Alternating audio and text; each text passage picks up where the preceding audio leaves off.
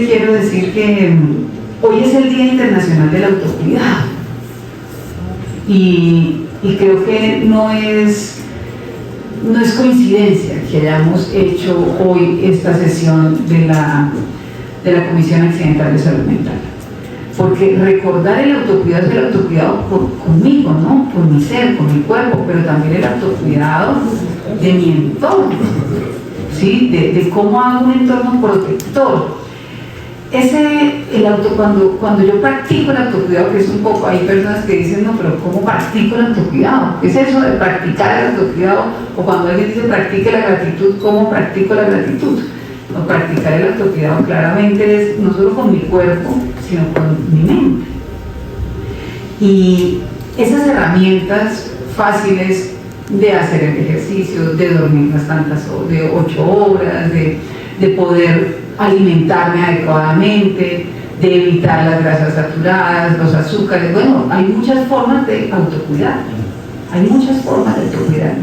Entonces creo que no es gratuito que hoy estemos realizando esta sesión, el Día Internacional del Autocuidado, porque es un llamado a eso, a que también nosotros desnaturalicemos algo que se volvió normal en el sector de la salud. Hace 25 años, cuando yo estaba en el Hospital Fontibón, nosotros creamos el primer programa de humanización de los servicios de salud. Y nos decían, pero esta gente, ¿de qué habla? ¿Sí? No nos quiten tiempo. ¿Por qué nos quitan tiempo? Y especialmente los médicos. No nos quiten tiempo con eso. ¿Sí? Y quiero decir que ¿por qué tenemos que hablar de humanización de servicios cuando se supone que estamos hablando de nuestra vida? Porque hemos naturalizado el maltrato, porque hemos naturalizado el maltrato al interior de los servicios de salud, pero también al interior de la formación de los profesionales de la salud. Entonces es normal. Ay, pero es que ya esta semana hablaba con algunas personas que me decían, no, pero es que ya ahora los jóvenes no aguantan nada. En mi época era más duro. Es que ya no aguantan nada. Entonces, cuando se naturaliza el maltrato, cuando se naturaliza las cosas que son incorrectas, cuando uno exige buen trato, pareciera que estuviera loco. Aquí tenemos que naturalizar el buen trato. Naturalizar el buen trato, y creo que ese es uno de los grandes retos que tenemos. ¿Cómo hacemos para desnaturalizar el maltrato y naturalizar el buen trato y humanizar el servicio de salud? Para mí esa sería la primera pregunta para la jornada de hoy, porque es normal. Ay, es que es una vaca sagrada. Cuidado, le decimos eso al doctor porque es una de las vacas sagradas en psiquiatría, en cirugía, es una vaca sagrada, cuidado. Y si uno en un área de formación de profesionales del área de la salud tiene miedo para expresar, tiene miedo para decir las cosas, pues imagínense desnaturalizar el maltrato, nadie está informado solamente en los servicios de salud, sino en la formación de los profesionales de la salud. El segundo tema es algo que hemos venido trabajando, que de manera desafortunada no avanzamos con la reforma de la salud, pero creo que hay otra oportunidad, y es que hemos hablado de cómo vamos a mejorar las condiciones de los profesionales de la salud, y dentro de esa mejora también tiene que ver la formación de los profesionales de la salud, porque en eso estaban los dos elementos. Y ahí está, la carga laboral. Eso no es normal, pues también hemos normalizado. Ah, no, pero es que usted es muy flojo, no puede pasar 2 noches seguidas, no puede doblar de turno.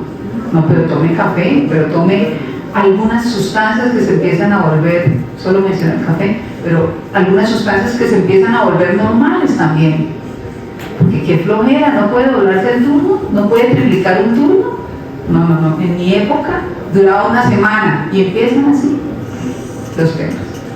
Entonces, El segundo tema que a mí me parece que es fundamental que lo cojamos de verdad de raíz, y en eso el Ministerio ha venido avanzando, pero no ha salido el tema de la reforma que se tiene que hacer al talento humano, ¿sí? a la formalización del talento humano, porque quiero decirles que hace 25 años, antes de que empezara la ley 100, era completamente anormal tener un contrato de prestación de servicios, y lo digo porque fui jefe de planeación de un hospital. Era anormal, eso era, Dios mío, teníamos que explicar por qué teníamos que contratar a una persona. Y el 80% tenía que ser del área de la salud y el 20% máximo administrativo. Hoy no, hoy casi que es 50-50. Y uno dice, pero por favor, es que estamos en el sector salud, ¿qué pasó con ese 80-20?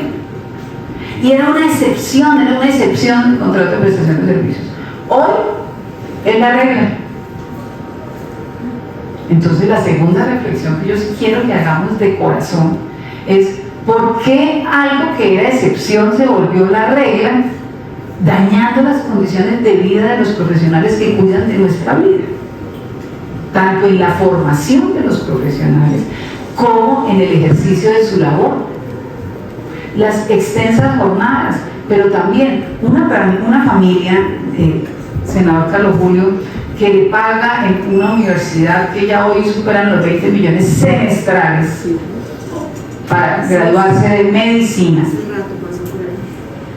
Se gradúa y sale médico general 2.500.000, 3.500.000, si le va bien, 4 millones. Entonces tiene que hacer 3 turnos, 4 turnos, ¿a qué horas duerme? Y rápidamente ver cómo ingreso a una especialización para ver cómo mejoro mis ingresos. Y entonces la insatisfacción, que es un síntoma que estamos viviendo y que lo estamos dejando de lado, la insatisfacción laboral en el sector salud está generando depresión, ansiedad, y claramente las largas jornadas y todo, pues el síndrome de Burnout.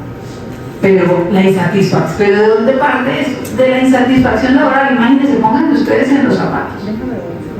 Mi papá o mi mamá o el crédito pagó la universidad y yo salgo a guerrearme a conseguirme un contrato, y eso, y si me pagan a puntual, ¿no? Porque además se consiguen varios contratos porque en uno pagan puntual y en otro no pagan puntual, y entonces ahí me voy sobrellevando una cosa con otra. Entonces, el segundo tema es, ¿qué vamos a hacer? No podemos seguir dejando normal lo que tampoco es normal, y es que la excepción tiene que seguir siendo el contrato de prestación de servicios. Aquí tenemos que darle dignidad a los trabajadores del área de la salud, a las enfermeras. Mira, hay enfermeras que salen, que ven sus hijos solo el sábado o el domingo, toda la semana turnean. Entonces la estabilidad laboral, trabajos dignos, estables, bien remunerados, es lo que necesita el sector salud. Cuando hablamos de la formación de los profesionales, además de eliminar el maltrato, porque lo vamos, y es una de las tareas que tenemos que hacer, desnaturalizar ese maltrato, es también darle unas garantías, porque es que una persona que está haciendo una especialización, el que puede, y además el que accede a los 5 cupitos que gracias a Dios me dan, ¿no? Para poder, y si soy familiar, médico, tengo acceso, si no, no, porque eso es también un tema elitista totalmente, que por eso la reforma lo traía. ¿Cómo vamos a hacer para que una persona, es tan elitista que una persona que hace la residencia para una especialización tiene que tener como sobrevivir, o si no le toca turnear? ¿Ya a qué hora duerme? ¿A qué hora vive? No puede. Entonces, yo sí creo que ese es el segundo elemento fundamental que tenemos que abordar. Nosotros no podemos naturalizar las malas condiciones laborales. ¿Cómo es posible que hayan contratos hoy de 3 meses, incluso de 15 días para un profesional especializado? 15 días que no tengo, mi CDT no da para más, solamente 15 días. Por favor, 15 días, dígame usted cómo, dígame qué médico proyecta su vida con cada 15 días de contrato o con cada mes. ¿Quién le hace un crédito? Nadie, ningún banco. Va, tráigame el contrato, y el contrato dice un mes. Bueno, ¿y quién le garantiza que le renueva el contrato? Pues nadie. O sea, por favor. O sea, de verdad que es que las condiciones laborales que están teniendo los profesionales de la salud, estoy diciendo médicos, pero es la misma condición para auxiliares, para enfermeras, para médicos, para psicólogos, para todos los profesionales del área de la salud. Eso no puede ser. Tenemos que hacer un alto, un grito, y que esta sea una oportunidad para hacerlo, para hacer ese llamado, porque hoy es una residente, pero muchos profesionales que están trabajando han intentado quitarse la vida. Lo hablábamos ayer con el Consejo Colombiano de Seguridad Laboral, que hizo un estudio y nos decían: cerca de 40.000 personas el año pasado tomaron sustancias químicas para quitarse la vida. 29.000 estuvieron en tratamientos. Menos mal que solamente un poco porcentaje terminó quitándose la vida.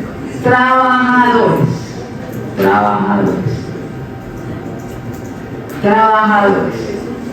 Entonces, la inestabilidad laboral, la incertidumbre, la zozobra, está generando problemas de ansiedad, de depresión, y de verdad que no podemos naturalizarlo en un sector tan importante que cuida de nuestra vida. Ese es el segundo tema que yo creo que es muy importante abordarlo, cogerlo, empezar a hacer algo. Y yo sé que el Ministerio tiene algo trabajado desde hace bastantes años, pero claro, entonces el temor pero el presupuesto no alcanza, pero después ¿qué hacemos?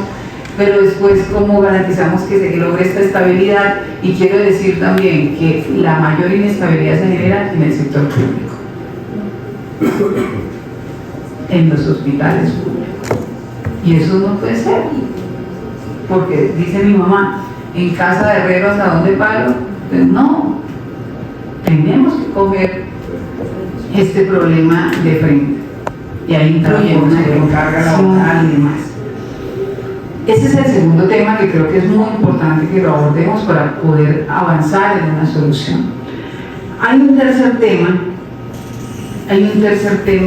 y es la conciencia de mi salud mental como trabajador del área de la salud. Imagínense que hacer conciencia en el resto es difícil. Ustedes no se imaginan lo difícil que es hacer conciencia en los profesionales del área de la salud mental. Porque yo estoy bien, porque yo no necesito atención, porque yo no necesito tratamiento, porque yo me siento bien. ¿Por qué? Porque si llego a mostrar 1 milímetro de debilidad, me la montan. Me la monta el jefe de servicio, me la monta la jefe de sala, me la montan. Entonces, tenemos que hacer conciencia, y esto debe haber unos espacios. Es que fíjense que cuando uno habla de humanización es extraño, pues mucho más extraño hablar de mi propia salud. No es que yo soy médico, no, y hablemos de eso. No, es que yo soy médico, la barrera inmediatamente. No, es que yo soy enfermera especializada, no, es que yo... Y hay una barrera para hablar de salud mental de los trabajadores del área de la salud. Y yo sí creo que ahí tenemos que hacer otra tarea. Y dice mi mamá, que hoy la estoy recordando mucho, dice: es que los médicos también se mueren, ¿no? Es hacer conciencia de la fragilidad, somos humanos. Y que yo demuestre que siento, que tengo, no hace que sea menos que otro. Porque ese temor me hace ver menos. Y lo digo porque lo viví, lo sentí cuando estuve 10 años en el sector, y es lamentable que yo no pueda hacer conciencia de decir: oiga, necesita ayuda. Es más, es tan lamentable la falta de conciencia de la necesidad de herramientas para la vida en el sector salud, que ni siquiera las áreas de bienestar se atreven a decirle algo al médico. Se asustan. Entonces yo creo que ese es un tercer reto que tenemos enorme. Hay hay muchas evidencias de las alteraciones en la salud mental y como lo mencionaba el senador Carlos Julio, el COVID también sirvió para que pudiéramos hacer visible pues, las prevalencias de todas las enfermedades a las que están también expuestos los profesionales del área de la salud. Pues, hay mayor probabilidad de adquirir enfermedades infectocontagiosas, pero por supuesto es que están expuestos. Y eso conlleva a un tema también psicológico. O sea, yo estoy dando mi vida. Ayer alguien me decía, pero ¿cómo hacemos para, pues en esta reunión de seguridad de trabajo, pero cómo hacemos para que podamos entender que todos podamos entender que los profesionales del área de la salud también necesitan de nuestra ayuda? Porque nosotros siempre que llegamos como pacientes es a exigir. Y también se nos olvida a veces que tenemos un ser humano al frente. ¿Sí? Y como pacientes solo exijo. Entonces, yo creo que ahí tenemos, y entonces hay pacientes que también se molestan y se les dice, póngase el tapabocas. Mire, usted tiene tuberculosis, póngase el tapabocas. No, ¿por qué me voy a poner el tapabocas? Usted ya me está discriminando.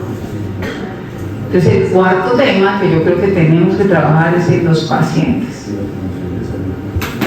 En los pacientes, miren, ustedes no se imaginan, ustedes se imaginan porque saben, pero estar en un servicio de urgencias hace 20 años en una localidad tan conflictiva como era Fontibón, y que llegaban baleados, o sea, una cosa que uno decía, bueno, Dios mío, aquí a quién ¿cómo nos defendemos nosotros, no?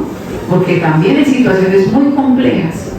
Bienvenido, presidente Jaime Raúl Salamanca, presidente de la Cámara, miembro de la Comisión de Salud Mental. Entonces, el cuarto tema son los pacientes.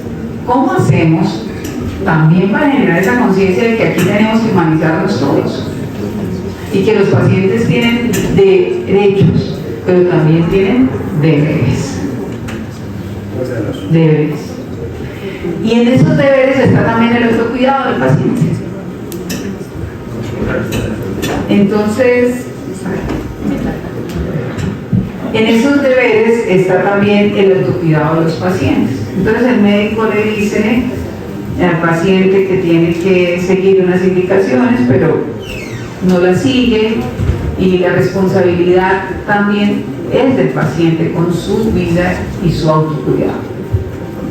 Así que el cuarto elemento que yo creo que en el que tenemos que trabajar muy fuerte, es cómo hacemos para encontrar esa sinergia con el paciente. No para quitarle derechos al paciente, el paciente tiene derechos, pero también tiene deberes y tenemos que hacérselos entender, comprender. Y así como exige derechos, pues también exigir el cumplimiento de los deberes del paciente. Y un quinto tema que me parece que lo estamos dejando, que a veces claro, el trauma directo nos deja de lado la responsabilidad también de las administradoras de riesgos laborales. El papel de las administradoras de riesgos laborales. De hecho, en la ley 1616 tienen una responsabilidad taxativa sobre la salud mental. ¿Qué está pasando? ¿Qué estamos haciendo? Y yo critico mucho algunas acciones de algunas ARLs, porque lo que más hacen es entregar peloticas antiestrés. Y entonces cuando uno va el reporte, porque yo he pedido los informes, entonces el reporte, entregamos 5.000 pelotas antiestrés, entregamos 10.000 plegables. Por favor, ¿dónde están las ARLs en la atención? Porque es que aquí también hay una ausencia del diagnóstico que tienen que hacer las ARLs sobre los riesgos laborales. ¿O no, doctor? Es una responsabilidad de ley. El diagnóstico de riesgos laborales, ¿dónde están? ¿Dónde están? No es que yo voy y hago, no, es que el diagnóstico tiene que ser el diagnóstico de riesgo psicosocial, acuérdense que uno lo diligencia, uno pone el nombre, teléfono, no, eso es para poder ir, ¿cierto? Luego ya tienen que hacer un trabajo más allá, no se quedan con eso, o a veces van y lo hacen y entonces uno dice, no, yo estoy bien. Siente que está, no, yo estoy bien. Su jefe, no, tranquilo. Entonces uno no sabe qué tanta honestidad tienen estos diagnósticos. Y frente a ese resultado es que actúan las administradoras de riesgos laborales. Entonces creo que ahí es fundamental las administradoras de riesgos laborales y junto con ellas las áreas de talento humano. Cada área de talento humano, según la ley, tiene que tener un área de bienestar biopsicosocial o un profesional biopsicosocial o alguien que desarrolle esa actividad, y que si ellos no lo hacen, para eso está la caja de compensación. Entonces, ¿qué papel está jugando hoy la caja de compensación, el área de bienestar, de talento humano en las instituciones? Y para mí serían estos 5 temas fundamentales para que agarremos el problema y para que empecemos a generar acciones concretas. Y les digo, cuando uno pregunta por el área de talento humano, entonces dice, no, está, lo único que hay del año, ya nos tocó recortar, lo único que queda es la fiesta de fin de año. ¿Sí? Entonces priorizo la fiesta de fin de año a cualquier actividad distinta a prevenir trastornos, ¿no? Entonces, yo creo que con esos 5 puntos resumo la enorme necesidad. Lamento lo que está pasando, pero además lamento en esta institución educativa. Mi hija se graduó de allá, técnicos profesionales en el UTL de la Javeriana, me dicen sí, es triste lo que está pasando. Ellos crearon un programa, además, doctor Calogún, pero no sabemos qué es lo que está pasando, y por eso desnaturalizar el maltrato es urgente. Muchas gracias.